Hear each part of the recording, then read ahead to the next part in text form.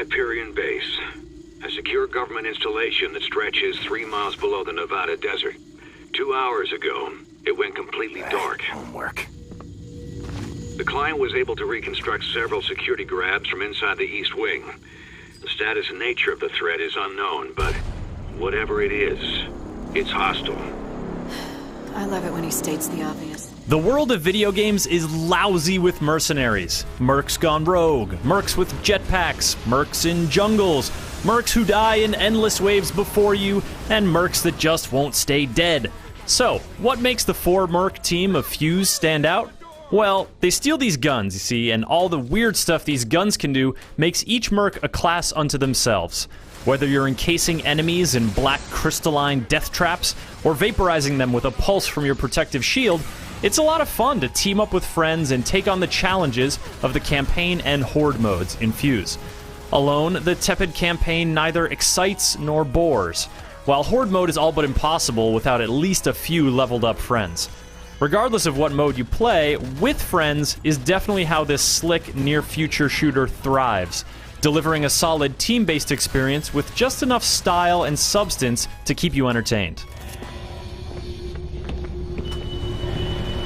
Data log's been redacted, but its first entry is dated 1947. Hey, what did I just say? I don't care if they got Walt Disney's head in there. It's none of our business. Nuke it, and let's bug out. Oops.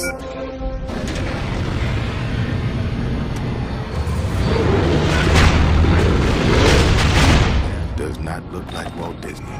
The campaign tracks our 4 mercs as they take a job to infiltrate a high-security research facility.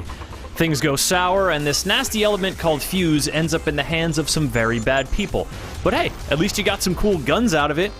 The narrative that follows is predictable, now we have to stop the bad guys and save the world stuff.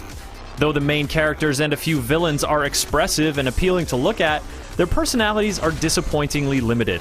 At best, they'll make you smirk with amusement from time to time.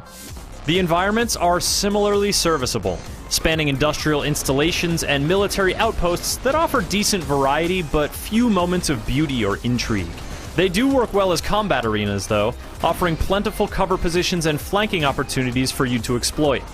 Though traversing open areas can feel a bit sluggish, you move in and around cover adroitly, thanks to the nicely tuned controls. This helps keep the action feeling crisp, but conventional. Fortunately, you have those cool gadgets. Dalton's shield that can deliver a deadly pulse attack and create deployable cover.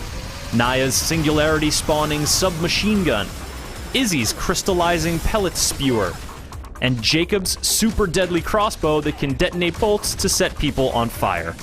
A few other abilities, including Izzy's health beacon and Naya's temporary invisibility, round out the tactical options that spice up your otherwise standard arsenal.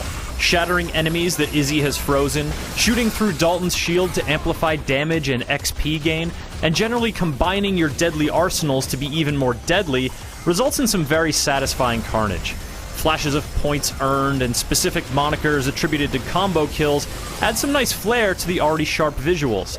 Threshing through waves of enemies is enjoyable enough, and hulking armored enemies pose intermittent challenges that vary the pace of combat. The campaign is relatively smooth sailing when you have a friend or two in tow, and the AI is quick to revive you when you get overwhelmed. Rely on the AI for more than that, though, and you're in trouble. They don't reliably bring effective fire to bear on enemies, and they infrequently make use of combo attacks. You can make fine progress in the campaign alone, but the Horde-like Echelon mode is a whole different story. Here, you take on waves of enemies, sometimes defending an objective or taking out a tough mech target. Clearly calibrated for teams of leveled up characters, Echelon mode is a death sentence for the solo player, even a maxed out one. As you use each character in your roster, they get stronger and unlock new skills and attribute bonuses. Along with the purchasable team boosts, they can make a big difference in Echelon attempts. It's a mode targeted at players who have played a significant amount of the campaign and who can use team tactics to survive against tough odds.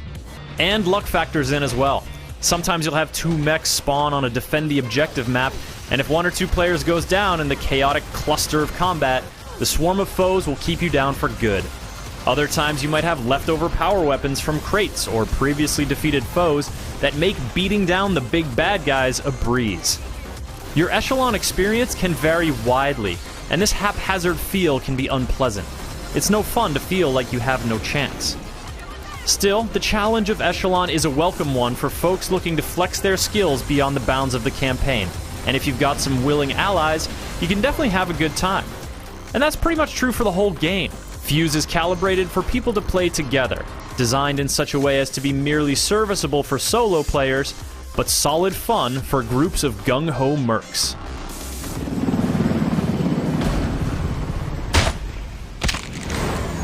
Come on, we gotta clear the target area so we can detonate these charges.